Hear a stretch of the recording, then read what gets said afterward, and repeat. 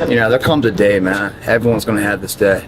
There comes a day where being average, being mediocre is just sickening to you.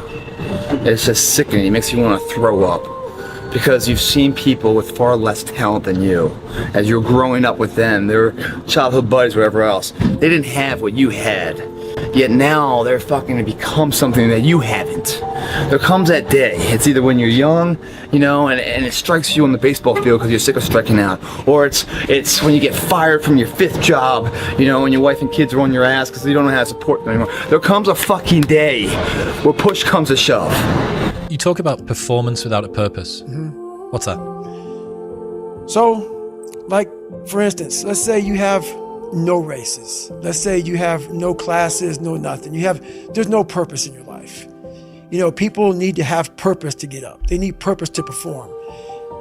You need to get to a point in your life where there's nothing on the docket. There's no 5K. There's no I'm going to get into school to be this or that and still perform to the highest level. Because what people don't get is one day that thing's going to come up. And if you're not constantly performing without purpose, you're not going to be ready when the time comes. It's this magical thing, purpose, that we're all looking for. But what's funny about it all is that we need these things to perform. But we don't take a second to realize the purpose is always there.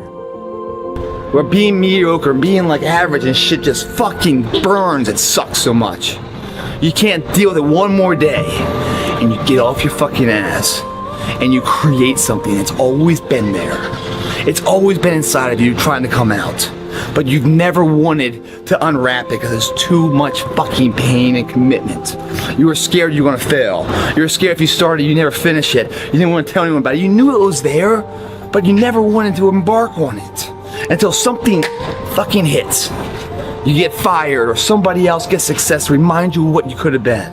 You have a family, you have some things that you do outside of work that are meaningful to you and useful. You have a network of friends. Well, those 3 things alone, or 4 things alone, are plenty to keep you well oriented. And then if one of those things collapses, you know, everything doesn't go.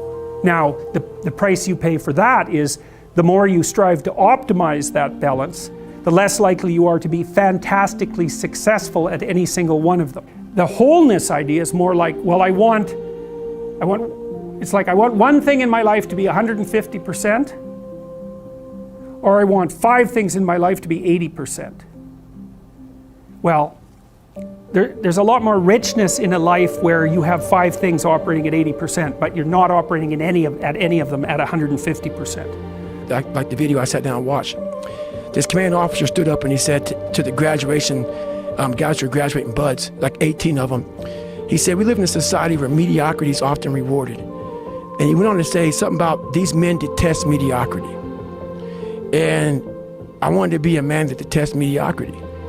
It got me in a lot of trouble in the SEAL teams and going forward in my life because I started looking down on people for not going hard as fucking shit. And I started to create different things, but that's for a different day. But I just believed that, you know, my whole mind changed. That is a problem that a lot of people who work hard do have. You get angry at people who don't work hard to the point where you want to insult them. You want to smack them. And it's really because you're scared of seeing that yourself.